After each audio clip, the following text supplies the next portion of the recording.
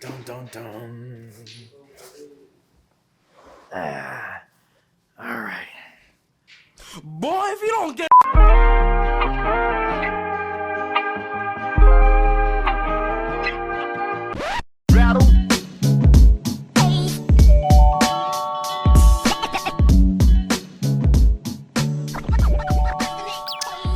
he rapped his ass off. Yeah. Multiple flows, multiple cadences, et cetera, et cetera. Nah, it gave me a longing, like, man, if J. Cole was like consistently like made songs in this lane, I mean, he's already good, not knocking him for that, but that was just so much energy. And maybe a lot of it was the beats that I'm very familiar with that he sounded, so it was probably some nostalgia there, but he rapped his fucking ass off. Yeah, I thought it was cool, man. I remember when I first saw it hit the Twitter streets. I had watched the clip of him freestyling over the Souls of Mistress and the Mike Jones Paul Wall joint, and I was just like, I like the way he switched his flows. Different from the first one and the next one, he switched his flows up. I was like, yo, this take me back to like the warm up J. Cole. Like when I watched it, that's what I tweeted. I was like, this is mixtape J. Cole right here. So yeah, I like it. Man, very indicative of what the album is like, what the little two-song EP from 2020 was like, just the hunger. And it was so crazy too to rap over 9-3 Till Infinity, because he did that on, what was that project? Warm Up, I want to say, or Friday Night Lights, one of them joints. So he's rapped on it previously, and in my opinion, the LA Leaker freestyle one, he just sounded even more hungry. And to me, it sound like you see the difference of the growth. Where the first one was really good, but this one is kind of like, it's more intricate. He's just more intricate with his style. So it was dope to see. And then also when the beat switch to Mike Jones shit. And he killed that shit. Man. And again, like, even that lends itself to, like, I said during the review where 95 South was the first time I felt that J. Cole was Southern. That made it feel like, you know what I'm saying? Like, beats like that make him feel like, okay, he is from the South. It was super dope. Super dope. Yeah, man. I mean, when they kicked off that 93 Till beat, I was like, oh, he's about to do this? And I like how he used a completely different flow than what Souls would have used on that. But he killed that shit too. Like, his like, I don't know if it's technically double time, but his like kind of bouncy flow that he was doing on that song was fucking dope. Yeah, man. Like, again, with J. Cole, I'm not really sure what's happening, but he's killing shit lately.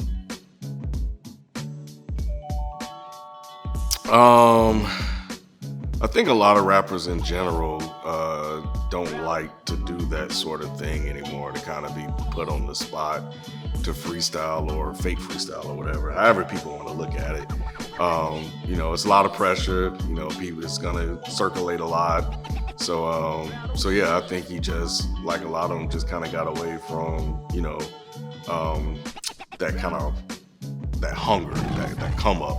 And I feel like with the off season, he's kind of back there again, to where he's like, he has that thirst, like that hunger again. So I think he just wanted to kind of get back, on the chitlin circuit, so to speak, and just kind of get back to his people, man. And just kind of like, yo, like, a lot of y'all been talking shit.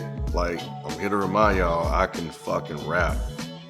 I don't know why he would take a little, because usually when you be on LA Leakers, you making some type of album promo. So you would think out of all the albums that he dropped, he released on Dreamville, under with no features and everything, you would think he would be coming on shows like that, on LA Leakers or Hot 97 Funk Flex, and do a freestyle a lot more often. But yeah, I don't know why it's been that long since I don't know, maybe scheduling. Sometimes we gotta forget these guys are human too. They professionals too, so they might, schedules probably didn't permit in that album run for that particular time. So who knows?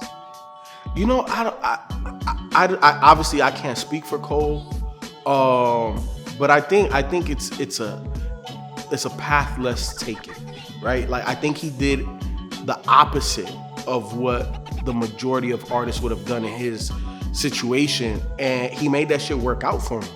You know what I'm saying? Like this motherfucker goes platinum with no radio songs, with no features, with no nothing.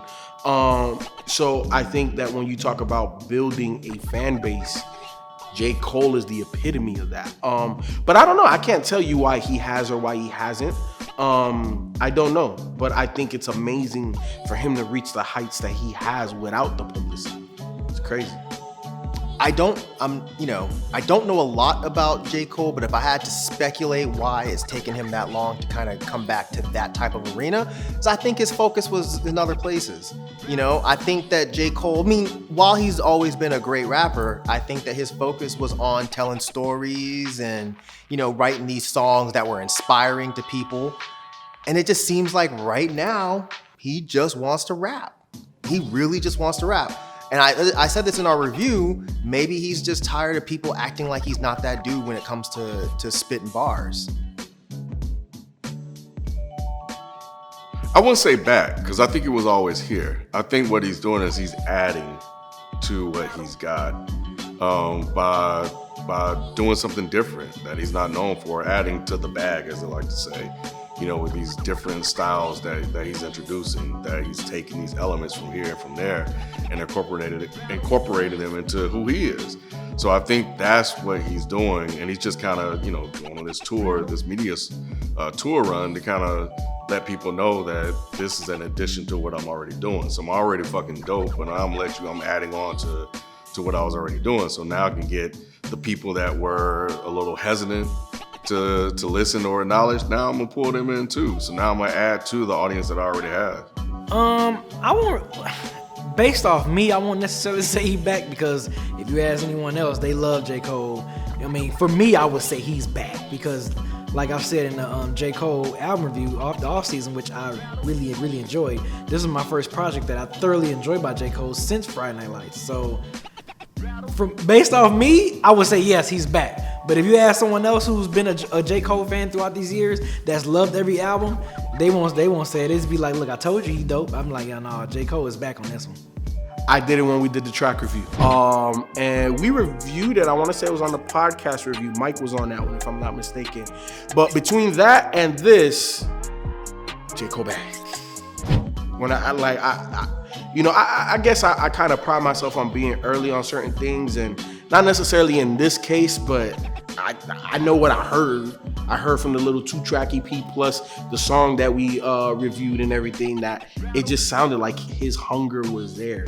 Like he there was new motivation to display why you're so dope, and yeah, he's back. I can't say if he's technically back or not, because I'm not someone that's been, really keeping my attention on him like that. But I can say that I find him very exciting right now. I can say that much. I can say that, if something pops up tomorrow where it's like, oh, J. Cole's doing another freestyle, or J. Cole just dropped a Lucy, I'm going to go and check those out immediately. Whereas before, I wouldn't really do that.